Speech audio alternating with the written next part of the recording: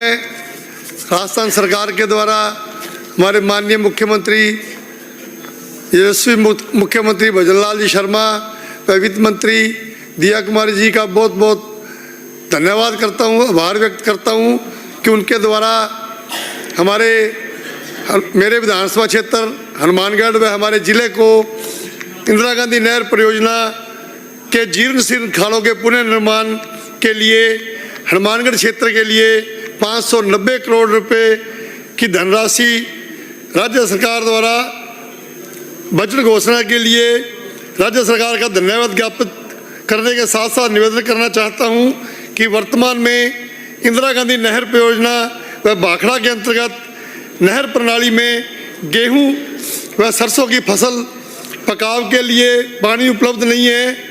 पानी की मांग हेतु किसान आंदोलनरत है। फसल की पकाव के लिए एक पानी की आवश्यकता है। मेरा आपके माध्यम से राज्य सरकार से व जल संसाधन मंत्री से निवेदन है कि किसानों को एक पानी उपलब्ध कराया जाए ताकि उनकी फसल अच्छी पक सके और वो अपना जीवन यापन अच्छी तरीके से कर सके।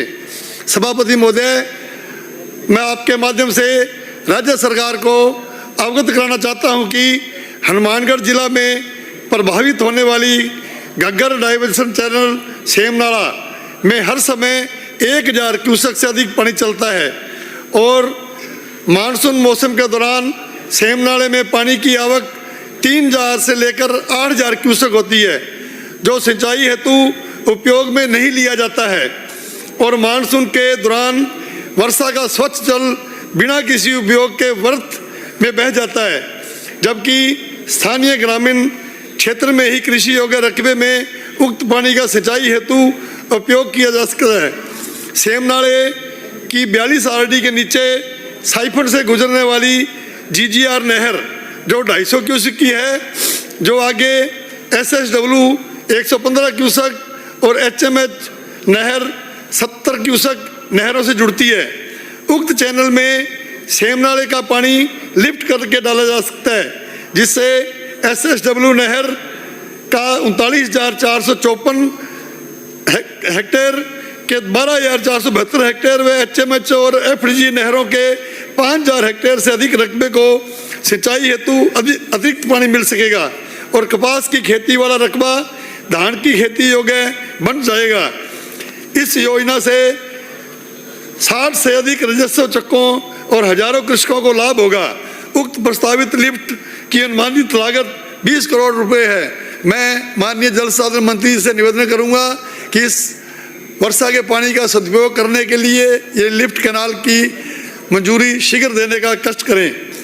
घग्गर सेमनाला 42 आरडी से जीजीआर एसएसडब्ल्यू एचएमएच नहर में पानी लिफ्ट करने हेतु 20 करोड़ रुपए का प्रावधान किए जाने से हनुमानगढ़ विधानसभा क्षेत्र के किसान लाभान्वित होंगे। इसके अलावा हनुमानगढ़ टाउन व जंक्शन शहर के बीचों बीच में से घग्गर नदी गुजर रही है, जो कि वर्तमान में कच्ची है। इस घग्गर नदी में पानी आने के पश्चात दोनों शहरों का डूबने का खतरा बना रहता है। वर्ष 1995 में भी बाढ़ में हनुमानगढ़ जंक्शन शहर डूब गया था, जिससे हनुमानगढ़ जंक्शन शहर को काफ़ी क्षति हुई थी। मेरा आपके माध्यम से राज्य सरकार से निवेदन है कि इस घग्गर नदी को रिवर फ्रंट बनाया जाए, गुजरात की अहमदाबाद की साबरमती नदी की तरह इसमें पक्का करके इसे रिवर फ्रंट बनाया जाए, ताकि जो शहर को घग्गर नदी आने से खतरा बना रहता है वो खतरा दूर हो और इस पर आम आदमी घूम सके और शहर को सुंदर बन सके।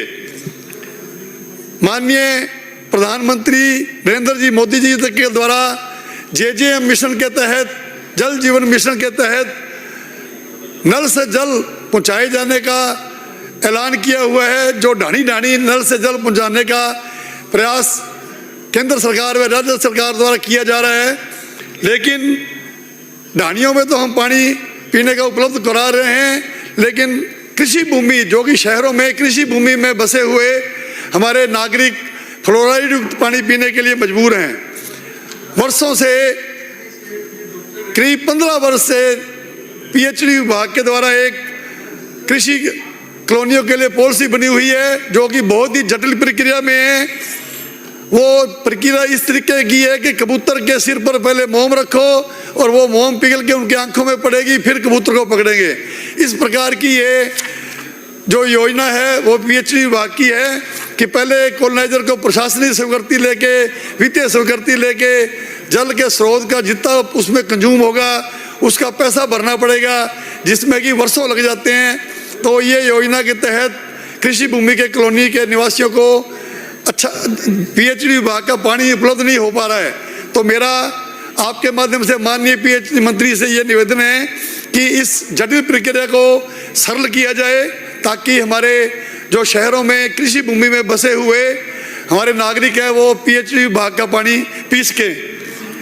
इसके अलावा प्लीज समाप्त हनुमानगढ़ शहर में RUIDP के तहत 281 करोड़ की योजना जो कि गत सरकार की वजह से फेल हो गई, तो मेरा पीएचडी मंत्री से निवेदन है कि ये 281 करोड़ की योजना को जो कि RO का वाटर हमारे शहर को मिलेगा उस योजना पर भी गौर किया जाए। जलदाय विभाग के जो जलघर हैं वो ग्रामीण क्षेत्रों में बहुत ही दयनीय अवस्था में हैं।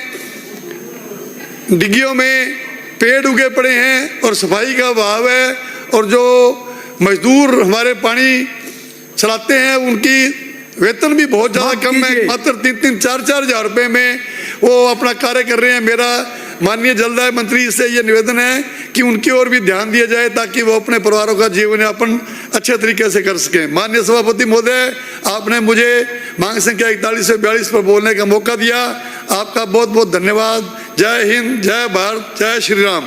श्री रूपेंद्र सिंह जी। माननीय सभापति महोदय, आपने मुझे मांग संख्या 41 और 42 पर बोलने का मौका दिया। मैं आपका